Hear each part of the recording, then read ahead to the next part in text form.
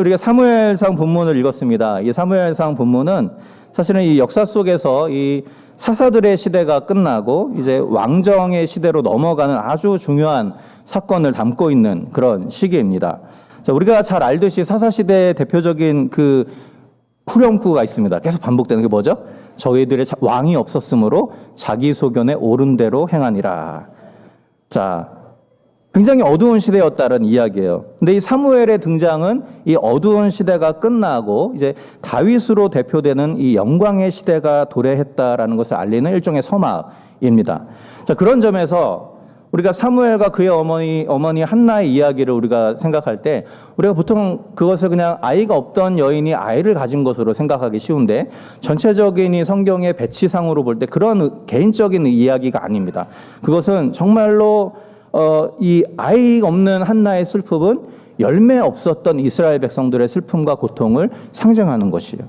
그리고 한나가 어떤 그런 겪었던 어떤 슬픔, 신음, 이것은 이스라엘의 탄식을 상징하는 그런 것이죠.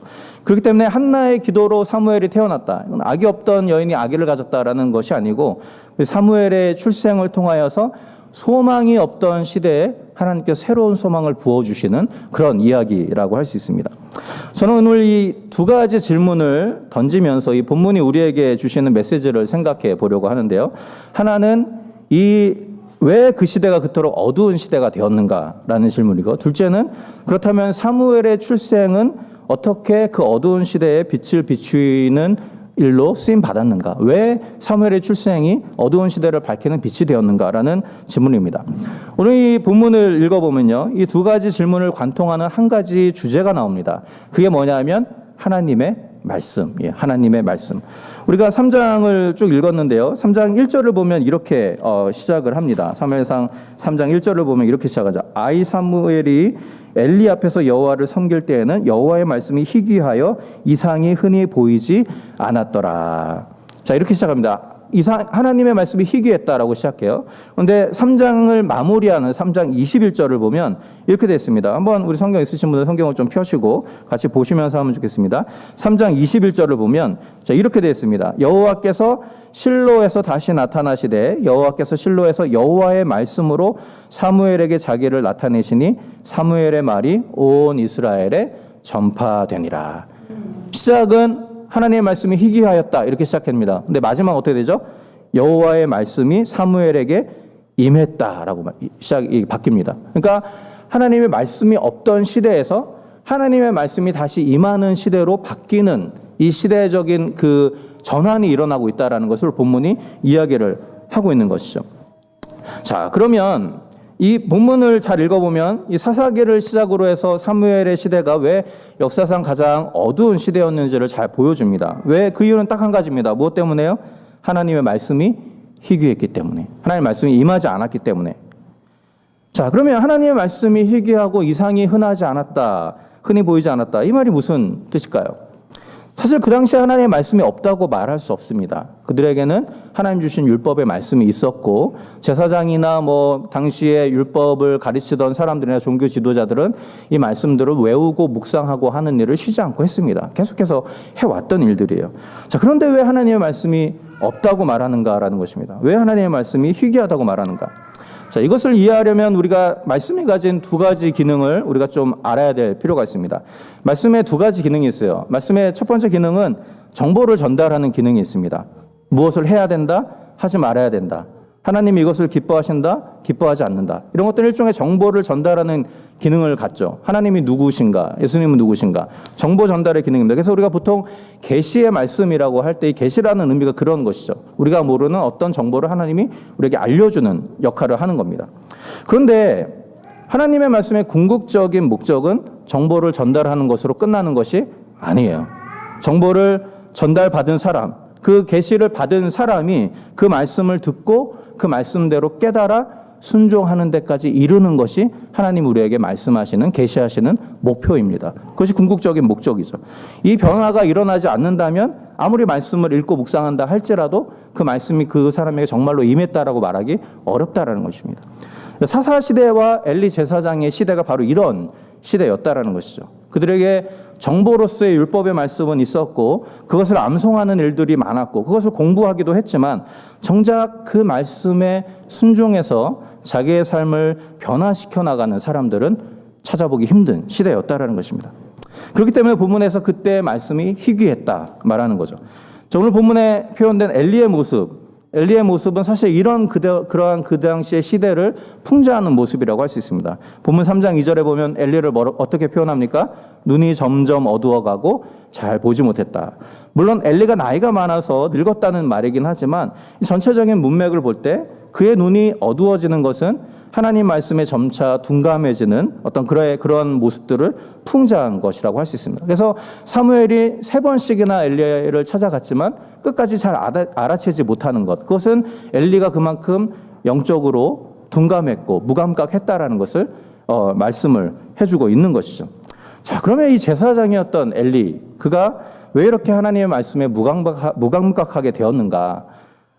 오늘 본문 바로 앞에 나오는 2장 말씀을 보면 그 이유를 우리가 짐작할 수 있는 사건이 등장합니다. 바로 그 엘리의 아들들의 악행에 대한 사건입니다. 우리가 잘 알죠? 엘리 아들들이 불량자였다 이렇게 이야기합니다. 그래서 제사장의 아들이니까 그들도 제사장의 역할을 했는데 하나님의 백성들이 하나님께 드리는 성전의 제물에서 가장 좋은 것은 자기들이 먼저 취하고 성전을 드리는, 그리고 성전에서 수종드는 여인들과 동침을 하기까지 하는 아주 행악을 그런 일삼는 자들이었어요. 이런 것을 보다 못해서 하나님이 하나님의 선지자를 엘리에게 보냅니다. 그러면서 엘리에게 이것을 책망하시는데 그 책망하시는 장면을 보면 2장 29절을 한번 보시죠. 우리 성경 있으신 분들은 2장 29절, 사무엘상 2장 29절을 보면 이렇게 말을 합니다. 제가 읽어드릴게요. 너희는 어찌하여 내가 나의 처소에서 명한 나의 재물과 예물을 밟으며 내 아들들을 나보다 더 중히 여겨 내 백성 이스라엘에 드리는 가장 좋은 것으로 스스로 살찌게 하느냐. 자, 하나님이 이 아들들의 악행을 지적하면서 궁극적으로 말하는 문제가 있습니다. 무엇입니까? 엘리가 하나님보다 누구를 더 소중히 여겼다고요? 아들들을 더 소중히 여겼다라고 이야기합니다. 아들들을 더 소중히 여겼다. 바로 이 지점이 사실은 엘리에게 하나님의 말씀이 희귀할 수밖에 없는 이유를 잘 설명해 줍니다. 그의 중심에는 하나님보다 또는 하나님의 말씀보다 소중한 무언가가 자리 잡고 있었던 거예요. 그래서 그에게 정보로서의 말씀은 누구보다도 더 많이 가지고 있었지만 그 말씀이 그의 삶을 변화시키는 데까지 나가지는 못했던 것이죠. 하나님의 말씀과 자녀들이 충돌할 때 그는 자기가 더 소중히 여기는 자녀들을 선택했다라는 것이죠. 저는 이 모습을 읽으면서 사실 이 엘리의 모습이 당시 대부분의 사람들의 일상을 보여주는 대표적인 예가 아닌가라는 생각을 해보게 됩니다. 사사기를 관통하는 한 가지 주제, 아까 말씀드린 것처럼 자기 소견에 옳은 대로 행했다라고 말합니다. 그 말은 무슨 말이죠? 그들이 하나님의 말씀을 알았고 하나님의 율법을 알았고 하나님 무엇을 명하는지도 알았지만 저마다 하나님이 아닌 자기가 소중히 여기는 어떤 것을 따라서 살아갔다라는 것이죠. 자기가 소중히 여기는 것을 추구하면서 살아갔다는 것입니다. 그러다 보니까 하나님의 말씀을 듣지 않으려고 하게 되고 그러다 보니까 점점 더 하나님의 말씀은 희귀해져 가고 혼란과 무질서가 가득한 시대가 되어버렸다는 것이죠. 바로 이런 시기에 하나님이 사무엘을 세우셨습니다. 오늘 본문에서 이 하나님이 사무엘을 부르시는 장면은 결국은 이렇게 말씀이 희귀한 시대에 하나님의 말씀이 작고 어린 사무엘에게 임하는 모습을 우리에게 보여주고 있습니다. 3장 7절에 보면 이렇게 이야기를 합니다. 사무엘이 이렇게 이야기합니다. 3장 7절에 보면 사무엘이 아직 여호와를 알지 못하고 여호와의 말씀도 아직 그에게 나타나지 아니한 때라. 그러니까 이 말은 사무엘이 하나님이 누구인지를 전혀 몰랐다라는 말이기보다는 그가 아직 하나님의 임재를 실제로 체험하거나 경험해보지 못한 어린 아이였다라는 것을 이야기를 합니다. 근데 하나님은 이렇게 준비되어 있지 않아 보이는 어린 아이에게 다가가셔서 그에게 말씀하셨다라는 거예요. 왜 그랬을까요? 왜? 말씀하소서 주의 종이 듣겠나이다. 그의 대답에 그 대답이 있습니다. 결국 그는 어린아이였고 부족한 연약한 준비되지 않은 아이였지만 하나님의 말씀을 듣고 순종할 자세를 가지고 있었던 아이였다는 것을 본문이 이야기를 하고 있는 것이죠. 그래서 이 대답 끝에 오늘 우리 본문에서 읽지는 않았지만 이 대답 끝에 이제 하나님이 사무엘에게 이스라엘 가운데 앞으로 일어날 일들을 자세하게 예언을 해줍니다. 그런데 그 예언을 읽어보면 사실 사무엘이 감당하기 어려운 무거운 말씀들이었어요. 어떤 말씀입니까? 엘리의 집을 내가 심판할 것이다. 엘리와 그의 아들의 죄악은 재물이나 예물로도 영원히 사함을 받지 못할 것이다. 이런 내용의 이야기였어요. 여러분 한번 생각해 보시죠. 아직 어린 아이가 자기가 섬기고 있는 제사장이 심판을 당해 죽게 될 것이다. 하나님 용서하지 않을 것이다. 이런 말을 듣는다면 굉장히 부담스럽고 두려운 말씀입니다. 그래서 그가 처음에는 엘리에게 이 말을 전하지 않으려고 했어요. 두려워가지고. 그런데 엘리의 간청에 따라서 하나도 숨김없이 하나님의 말씀을 그대로 전하기 시작하죠. 어린 사무엘에게 있어서 이런 말씀을 하나님의 말씀을 듣는 것은 사실은 유쾌한 일은 아닙니다. 하나님이 내가 너를 사랑한다, 내가 너를 축복한다 이런 말씀을 하신 것이 아니고 내가 제사장을 심판하겠다 이런 말씀을 하시죠. 굉장히 부담스러운 말입니다. 그럼에도 불구하고 그는 이 두려운 말씀을 순종으로 받았던 것이죠. 그리고 하나님 주신 말씀을 그대로 엘리에게 전하기 시작합니다. 결국 이 사무엘은 정보로서의 이 말씀으로 그냥 그 말씀을 대한 것이 아니라 그 말씀을 듣고 순종하여서 발걸음을 옮기는 말씀으로 대했던 것이죠. 결국 이 순종의 발걸음을 통해서 그의 삶이 변하게 되는데 오늘 본문의 3장의 마지막 부분에 보면은 이렇게 사무엘의 그 이후에 사무엘에게 일어난 변화를 이렇게 평가를 하고 있습니다. 3장 19절에서 21절인데요. 사무엘상 3장 19절에서 21절 제가 한번 읽어드리겠습니다. 사무엘이 자라매 여호와께서 그와 함께 계셔서 그 말로 하나도 땅에 떨어지지 않게 하시니 단에서부터 부엘세바까지 온 이스라엘이 사무엘은 여호와의 선지자로 세우심을 입은 줄 알았더라. 여호와께서 실로에서 다시 나타나시되 여호와께서 실로에서 여호와의 말씀으로 사무엘에게 자기를 나타내시니.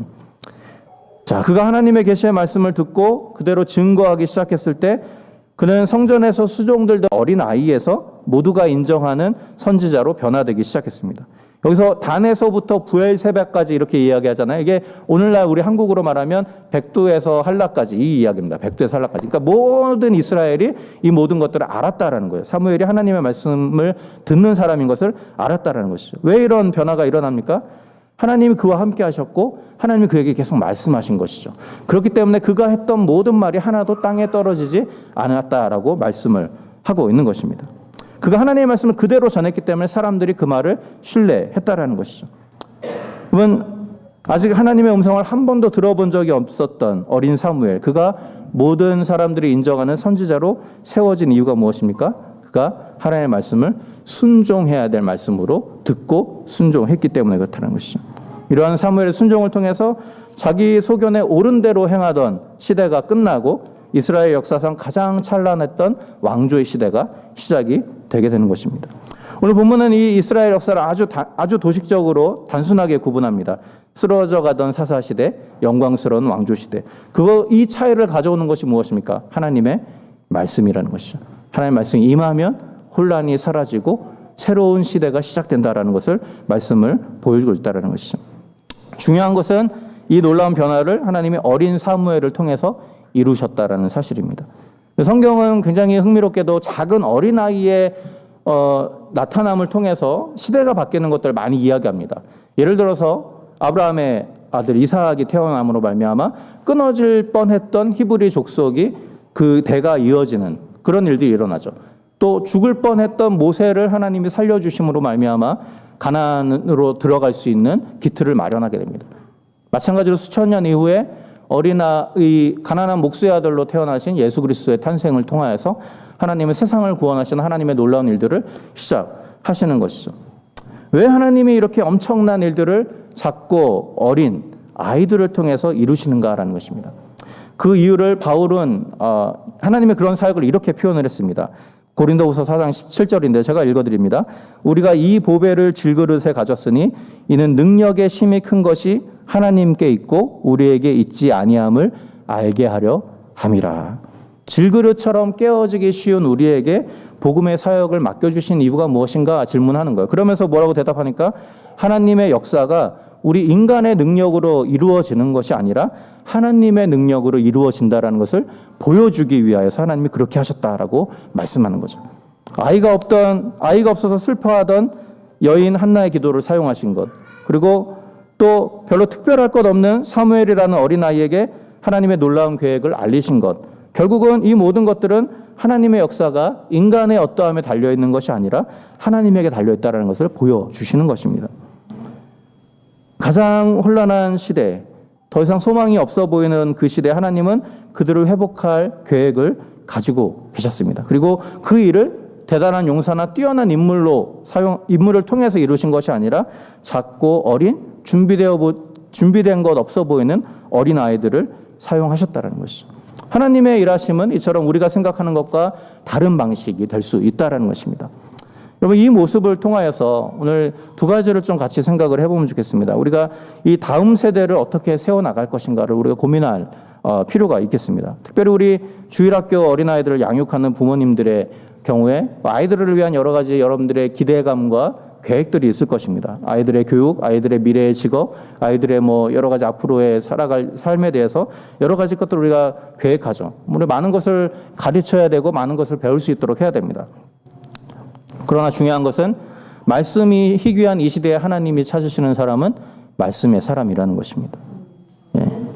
하나님의 말씀을 그저 정보로서 습득하고 많이 아는 사람을 하나님이 찾으시는 것이 아니고 그 말씀 앞에 순종하여서 자신의 삶을 변화시켜 나가는 그런 사람을 하나님이 찾으신다라는 것이죠. 그러면 그런 자녀들을 우리가 어떻게 만들어낼 수 있을까요? 이 사무엘과 같은 자녀들을 우리가 어떻게 만들 수 있을까요? 결론은 아주 단순합니다. 우리가 한나가 되면 되는 것이죠. 우리가 하나님 말씀 앞에 기도하고 하나님 말씀대로 순종하는 삶을 살아가면 자녀들이 그것을 보고 배우게 되는 것입니다. 그것밖에는 방법이 없어요. 우리가 하나님의 말씀을 통해서 우리 자신이 바뀌는 모습들을 보여줘야 돼요.